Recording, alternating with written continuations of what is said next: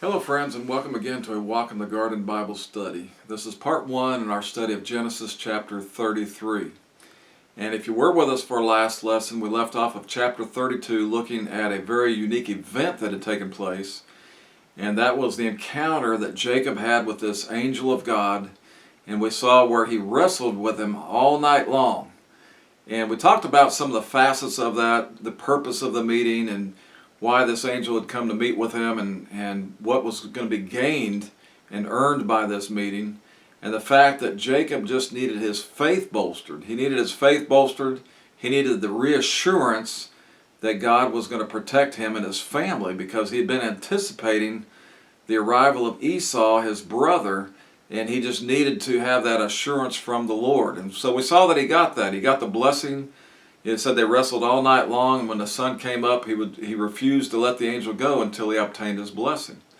And so with that, he could go forth now with confidence and with purpose and with the assurance that God's hand was upon him. Because he was fearing not only for his own life, but for the life of his family. And so he needed that reassurance. And we saw where it was so intent that he had actually sent his family away so he could spend the quiet time with God, and spend that time in meditation and supplication and in prayer, and just putting his heart out before the Lord. And so the Lord met with him in a special way and gave him that reassurance. And that's where we're going to pick it up today in verse 1 of chapter 33. And here the Bible says, "And Jacob lifted up his eyes and looked, and behold, Esau came, and with him 400 men. And he divided the children unto Leah and unto Rachel and unto the 2 handmaids. And he put the handmaids and their children foremost, and Leah and her children after, and Rachel and Joseph hindermost. And he passed over before them, and bowed himself to the ground 7 times, until he came near to his brother. And Esau ran to meet him, and embraced him, and fell on his neck, and kissed him, and they wept." Wow, well, this has been a majorly anticipated moment for Jacob. I mean, he's been anticipating Esau's arrival. He's been making plans. He's been making provision for the family. He's been using some strategy and some techniques that he would hope would put some of them out of jeopardy and give them safe passage, or maybe put them in a safe zone. And so now the moment has arrived. He's met with that angel all night.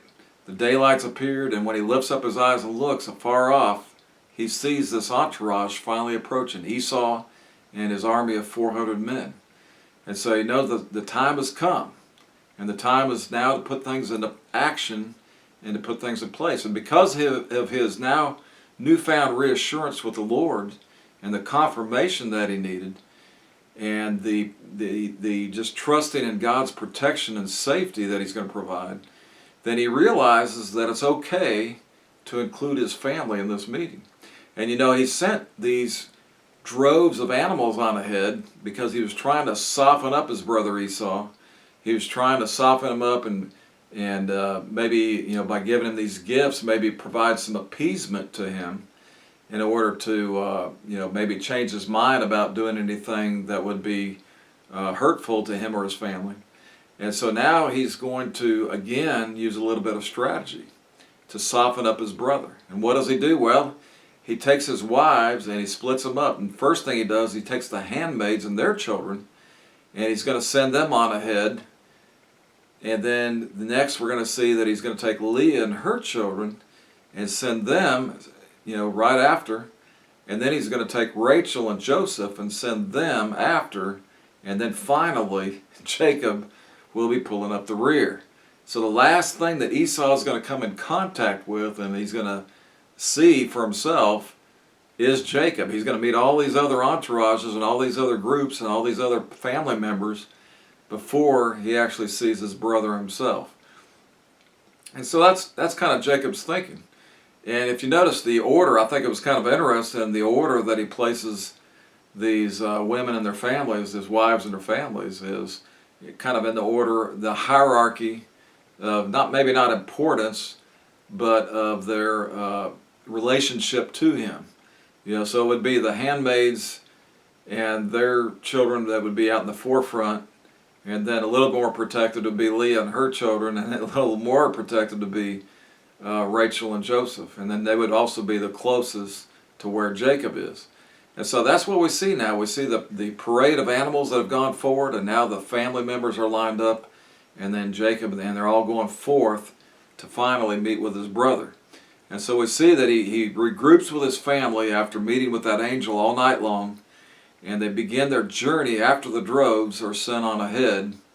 And when he discovers Esau's approach, because what did it say? It said Jacob lifted up his eyes and looked, and behold, Esau came, and with him 400 men. So after he was pleaded with God, and now that he's going forth with that newfound confidence, well, what does he do? He looks up. He's not hanging his head. He's not down in the dumps and crying about his agonizing situation. He's not, just thinking about retreating and trying to hide and go, find a place where maybe he could be in a safe zone. No, he's looking up as if he's now it's almost as if he's in anticipation of meeting with his brother. He's going forth with a holy boldness.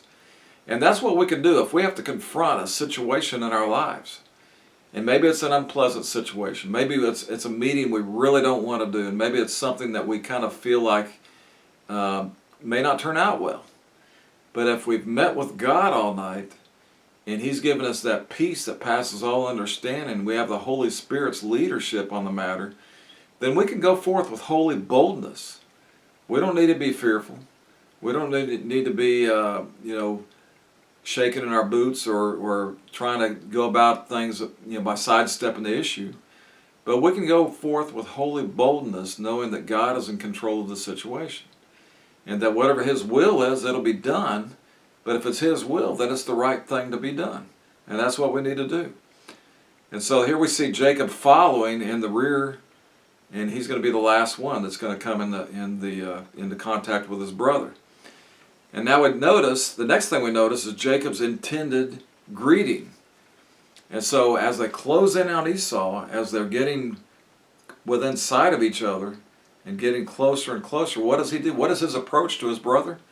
Well, he goes over before them as they're coming up. He goes over before the family members and bows himself to the ground 7 times en route to his brother.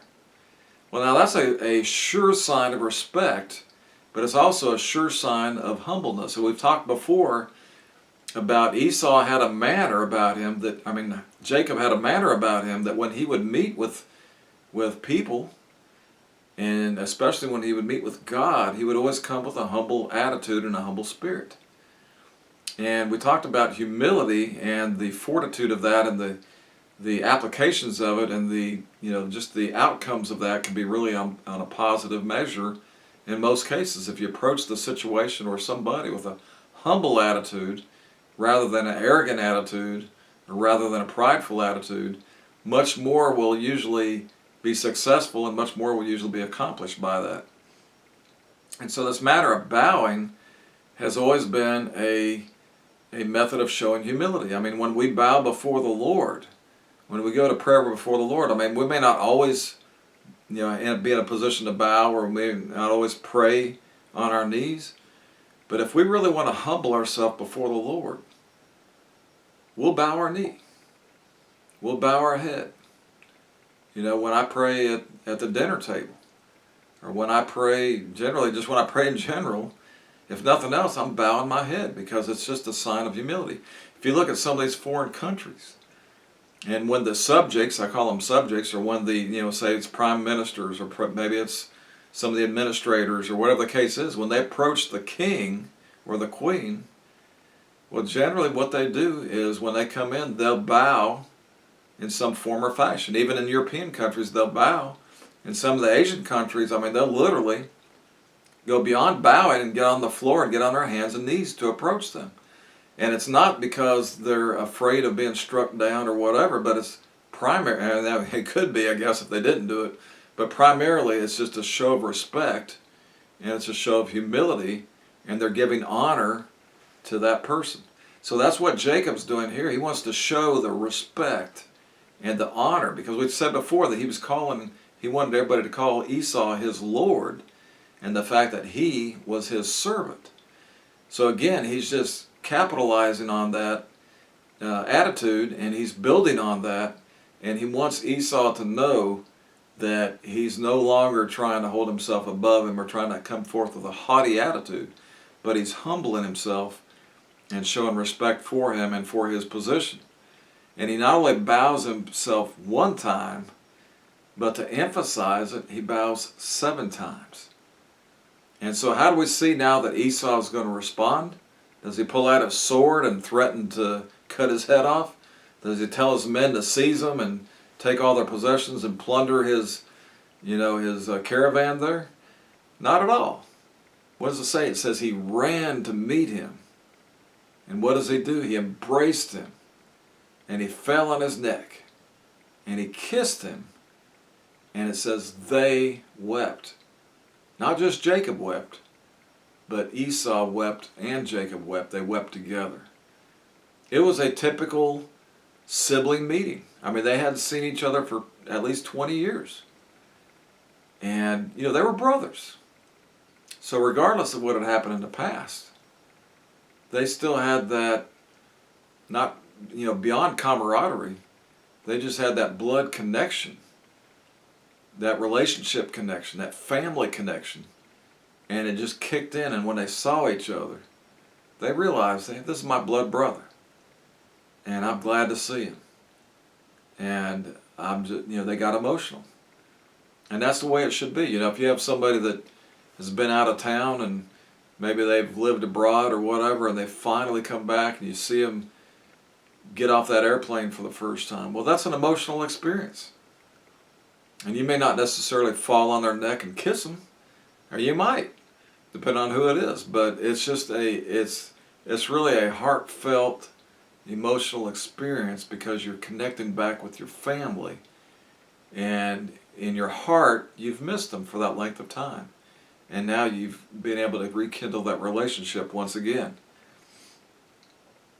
So he ran to meet him, he embraced him, and he kissed him, and they wept. Well, certainly this is what Jacob had hoped for, but probably still had that doubt in his mind that it was actually going to turn out this way. I mean, this is probably what he had thought would be the ultimate experience, as if it could turn out this way.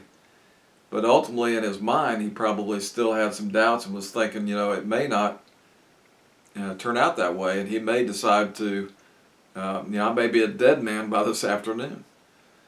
But this was quite a meeting, and it was probably just, he felt a totally sense of relief now that this had happened. And so perhaps the 400 men were simply traveling as if with royalty. I don't think Esau needed 400 men of protection, but perhaps they were just traveling along as a matter of royalty, or to show that of his possessions, or to show his force. It was kind of a show of who he was and how he had prospered. The fact that he had 400 men that could travel with him. He was the master over much. He was a king. I won't say king, but he was a controller over much possessions and much peoples. And so they were there for state, that he might pay even greater respect to his returning brother. And emotions were running high as they wept together and rejoiced in the reconciliation. It was a tender moment for sure. So it's kind of like if you had a king that was coming and you wanted to, that's what they do. They'll have their troops along with them, or they'll have a group of, soldiers maybe dressed in their finest or whatever. And it's just a sign of paying respect on this meeting official, if you will, or this country leader that's coming in. They've always got an entourage out there. I keep using that word, but for lack of a better term, they'll have them out there, and it's just to pay honor and respect to the person that they're greeting. And so here we're going to pick it up in verse 5 through 15. And he lifted up his eyes. This is Esau now. He lifted up his eyes and saw the women and children, and said, Who are those with thee? And he said, The children which God hath graciously given thy servant. Then the handmaidens came near, they and their children, and they bowed themselves. And Leah also with her children came near, and bowed themselves, and after Joseph came near, and Rachel, and they bowed themselves. And he said, What meanest thou by all the drove which I met? And he said, These are to find grace in the sight of my Lord. And Esau said, I have enough, my brother. Keep that thou hast unto thyself. And Jacob said, Nay, I pray thee, if now I have found grace in thy sight, then receive my present at my hand. For therefore I have seen thy face, as though I have seen the face of God. And thou wast pleased with me. Take, I pray thee, my blessing that is brought to thee, because God hath dealt graciously with me, and because I have enough. And he urged him, and he took it. And he said, Let us take our journey, and let us go, and I will go before thee. And he said unto him, My Lord knoweth that the children are tender, and the flocks and herds with young are with me. And if men should overdrive them one day, all the flock will die. Let my Lord, I pray thee, pass over before his servant, and I will lead on softly, according as the cattle that goeth before me, and the children be able to endure, until I come unto my Lord unto Seir. And Esau said, Let me now leave with thee some of the folk that are with me. And he said, What needeth it? Let me find grace in the sight of my Lord. And I think it's kind of interesting there that Jacob's still referring to Esau as his Lord, but Esau refers back as Jacob as his brother. So that's kind of a unique twist of events. But first thing we see here is the long anticipated discussion between the long separated brothers. And after much rejoicing, after much weeping, and just being totally excited about the coming together, we see their first discussion. And Esau took the time to look around, and he noticed immediately all of the family members, all of Jacob's wives and their children. And he said, Well, who are these that are with thee? You know, he probably suspected as much, but he wanted to make sure what the relationship was. And it's it's pretty noticeable when you have 11 to 12 youngsters there and all of these women together. It's like, well, who are these? Are these like just people that are traveling with you? Are these, part of your servitude? Are these some kind of foreign people that you're bringing along that are traveling with you? Or are they relatives? And so, Jacob says, he says, these are all the children and the wives that the Lord has given to me. Jacob sent ahead the account of his possessions in abundance, but the servants had no mention, or had made no mention, of Jacob's family situation or the amount of children. And notice a typical Jacob response. He says, The children which God hath graciously given thy servant. He could have merely said, These are my children. But no, he recognizes God, the fact that every good and perfect gift comes from the Father of lights, from whom there is no variableness or nor shadow of turning. He wants to give God the glory. And if we could just view that, the Bible talks about the man is blessed, refers to the children as arrows, and it says the man is blessed who has his quiver full. And so it's a blessing of God that we're given children. And if our society today wasn't so corrupt and so evil and so materialistic and so self-centered, and realized that it's a gift of God to have a child, then I think we would find there'd be less single parenting. We'd find that there'd be less violence in the homes, especially against children. And we'd find that there'd be more of an outcry against the case of abortion. But we know that that's the problem. It's lack of knowledge, and it's lack of concern for the things of God, and it's basically just the ignorance of God's Word. And people no longer view children in the true light of what they really are. And because of that, then it's destined that there's going to be evil things happen as a result. But Jacob gives credit to God. He said, God has graciously supplied me with all of these children. And they are literally an heritage of the Lord, as it says in Psalm 127:3. And notice the respect his family shows towards his brother. They come before him with their children, and they bow before him as well. So they take the example of their father and their husband, and as a show of respect, they also bow before his brother.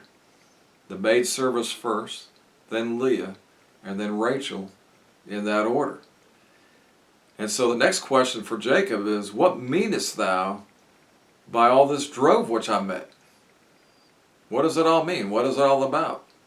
And Jacob reiterates that these are the gifts that were meant for you, Esau, and that you should readily receive them if it is that Jacob has found favor in your sight. And Esau's response is a gracious one. No, brother, I have enough. You keep your goods. I appreciate the offer, but I am well to do enough. Thanks anyway. And so the inference is that you don't need to bribe me, Jacob. You don't need to appease me. We're brothers.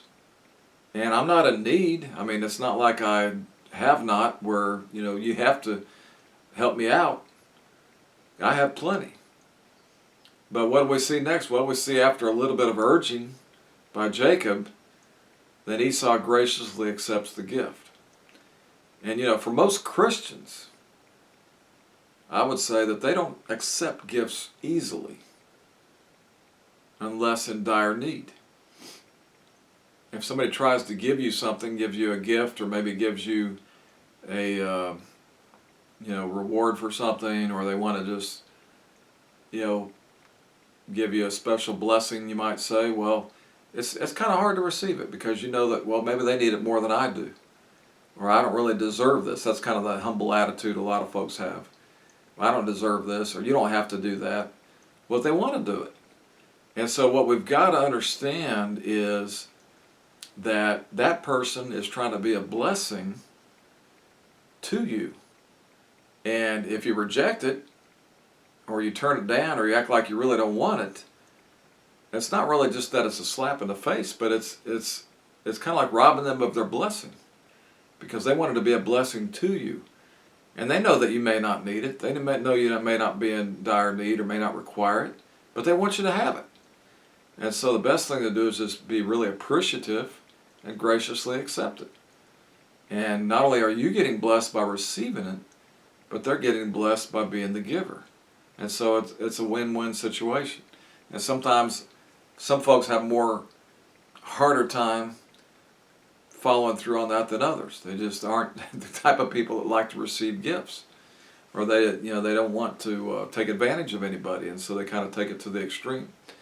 But we see that he urges him to take it. He wants him to have it. He said, that's a gift from me to you. If I found grace in your sight, if I found favor, Esau, then you need to take these gifts. And so he does. He doesn't want to make a big stink about it and reject it and offend Jacob, so he goes ahead and accepts it after all. But think about it. If God has inspired them to give, then by all means, that is what they should do. If God's led them to give a gift, well, then that's what they're doing. They're following the leadership of the Lord. So who are we to turn it down and reject it? And so sometimes we should accept the gift as a blessing, and because it is a blessing, for them to give it.